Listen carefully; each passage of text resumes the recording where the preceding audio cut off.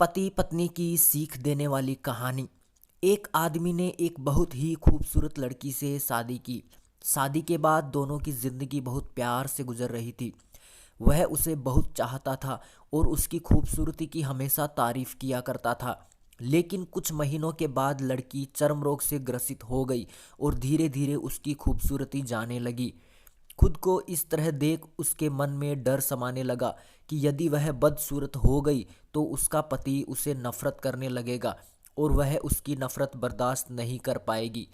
इसी बीच एक दिन पति को किसी काम से शहर से बाहर जाना पड़ा। काम खत्म कर जब वह घर वापस लौट रहा था, उसका एक्सीडेंट हो गया। एक्सीडेंट में उसने अपनी दोनों आंखें खो दी, लेकिन इसके बावजूद भी उन दोनों की जिंदगी सामान्य तरीके से आगे बढ़ती रही। समय गुजरता रहा और अपने चर्म रोग के कारण लड़की ने अपनी खूबसूरती पूरी तरह गंवा दी। वह बदसूरत हो गई, लेकिन अंधे पति को इस बारे में कुछ भी पता नहीं था। इसलिए इसका उसके खुशहाल विवाहित जीवन पर कोई प्रभाव नहीं पड़ा। वह उसे उसी तरह प्यार करता रहा।